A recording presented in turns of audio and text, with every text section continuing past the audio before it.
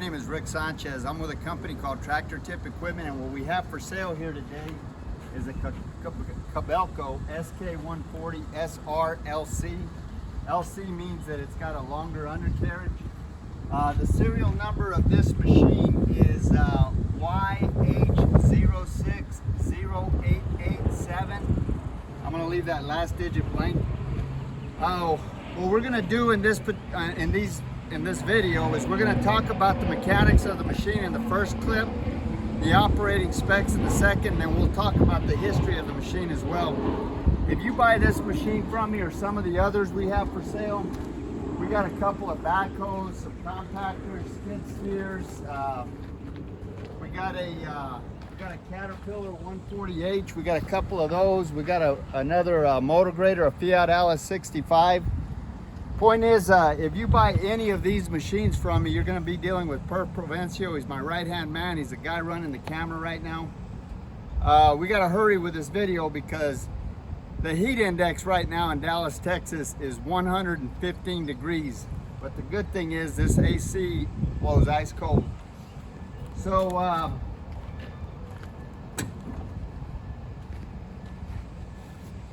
this door is going to want to close on us, so I'll just show you. That's the hydraulic pump, obviously.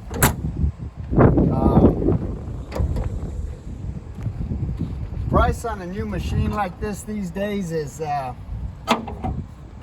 it's kind of amazing because they've gone up so ridiculous in price. I think they're around 185 to 200,000. They may even be more than that.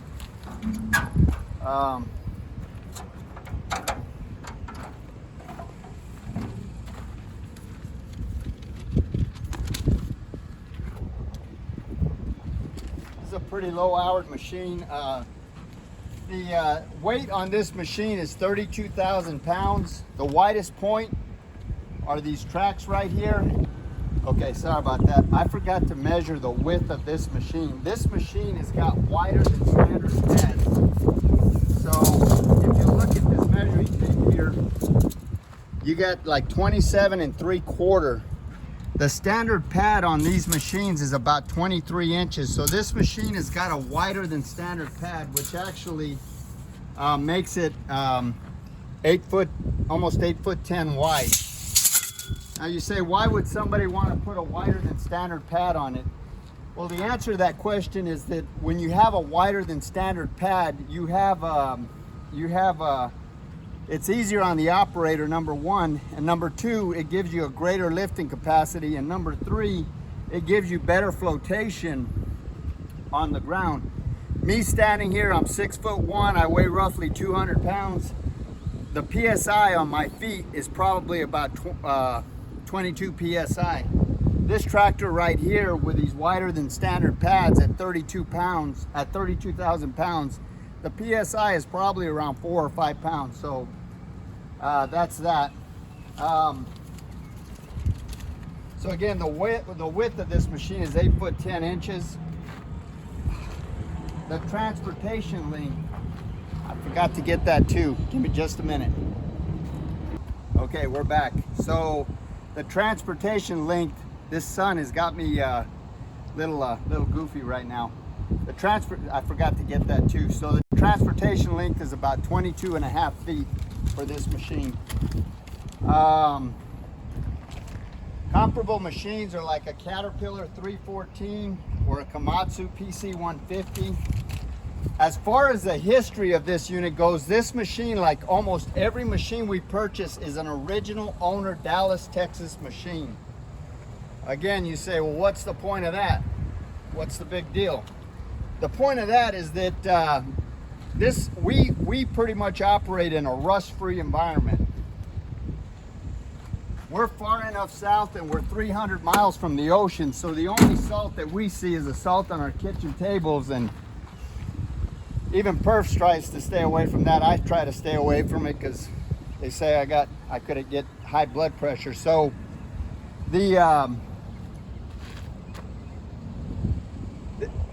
we're 300 miles from the ocean and we're far enough south, so the only salt we see, like I say, is the salt on our kitchen tables. And so this machine is essentially a rust-free machine.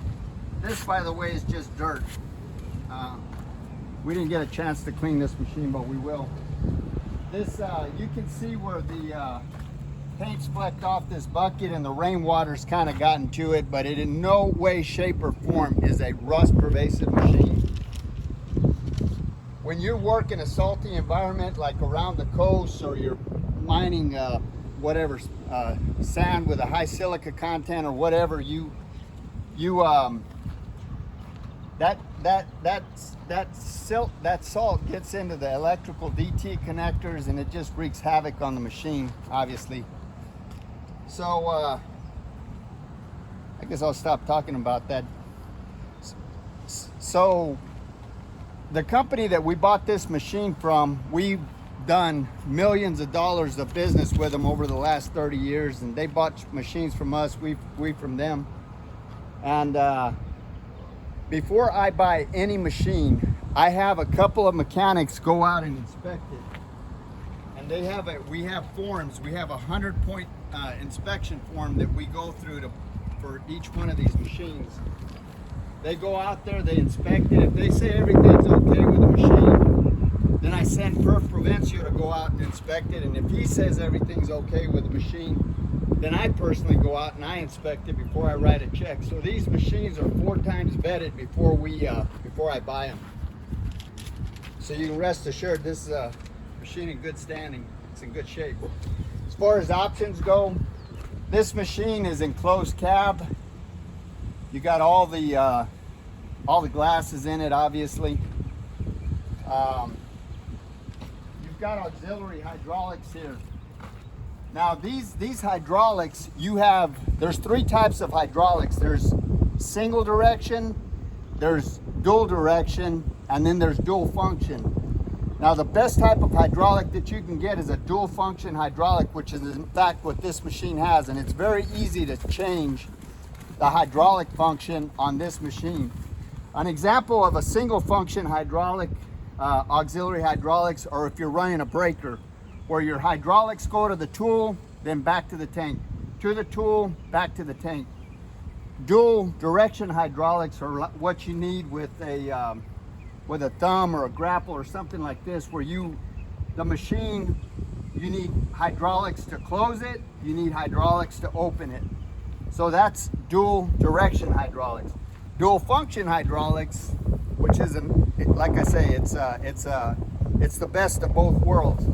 You can do single direction or dual direction, which is in fact what this machine is, and you can change it from the monitor of the cab. So you have that.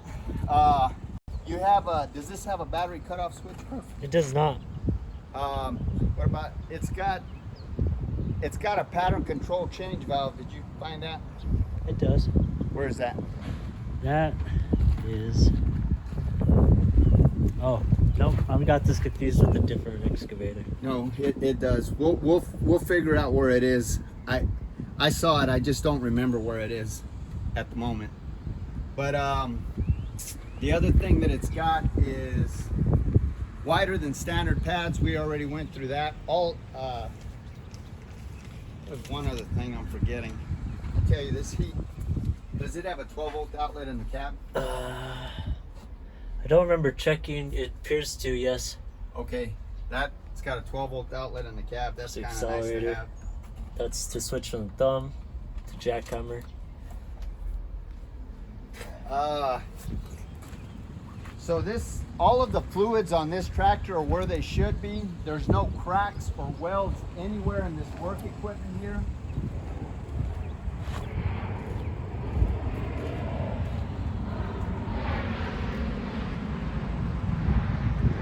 All of the fluid levels are where they should be.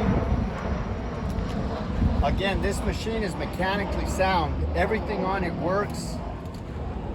Top speed is, I don't know, like 3.5 miles an hour. It's not, you're not gonna break a land speed record on this excavator, obviously. That's not what they're for.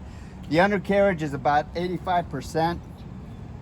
There's no leaks anywhere on the machine or on the final drives or anything like that. These the final drives have enough power to counter rotate. That's kind of my quick acid test when I'm looking at an excavator.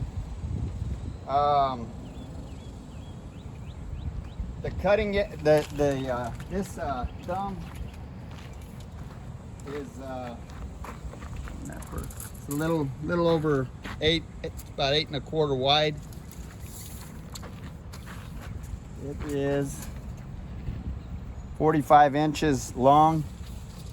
This bucket right here is a 30-inch bucket. You can't put side cutters on it. If you put those side cutters on this bucket, you can probably get that out to about 36 inches.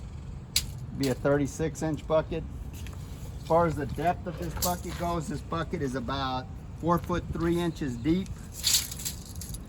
And the mouth of the bucket is about 46 inches. There's nothing wrong with this machine. This is a part of the video where I usually talk about what's wrong with the machine, and I can't think of anything that's wrong with the machine other than it's a little dirty. And if we get a chance, we'll clean it up. Perf, you got anything you want to add? Well, only that the AC blowing ice cold is probably my favorite thing about it. Yeah, the AC blows ice cold. Those teeth are probably 95%. Oh, the maximum dig depth on this machine is 19.5 feet. The maximum reach at ground level from the tracks out is 28 feet. The maximum dig height, if you were taking something down, like in a demolition application, is 32 feet. The breakout force of this machine is 21,350 pounds. And that's about 10 feet from the tracks here, right about here, at ground level. So obviously, as the further out you go, the your lifting capacity is going to go down. Again, the width on these shoes are close to 28 inches, and the drawbar pull on this machine is 31,024, so 31,000 pounds. The drawbar pull is defined as what a machine will lift. I mean, what a machine can push or pull in addition to its own weight. So this machine can pull a 31,000 pound trailer at 3 miles an hour or whatever. So anyway, that's about it. We're gonna run the machine in the next clip, and good luck in buying it. It's a hot son of a gun out here. Alrighty, good luck. Forgot to talk about the engine.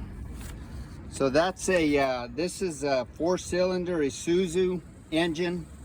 It's about 105 horsepower. Net horsepower. It's got a 50-gallon tank. This is kind of the bird's eye view.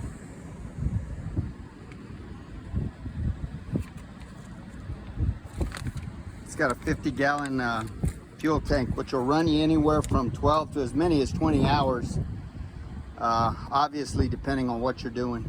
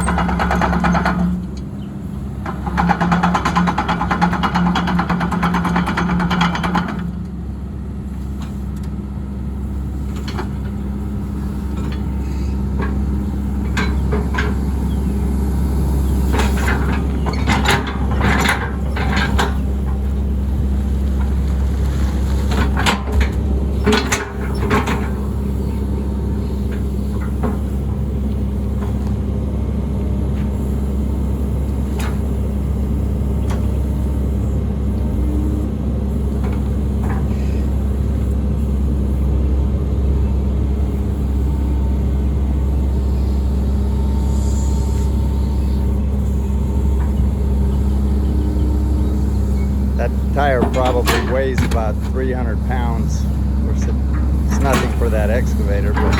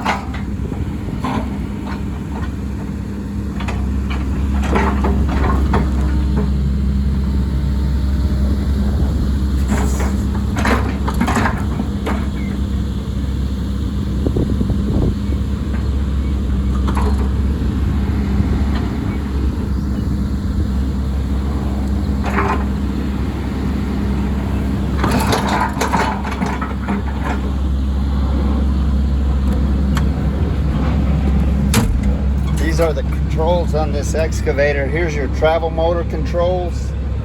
There's your hour meter right there. I don't know if you can see it, it's pretty scratched out.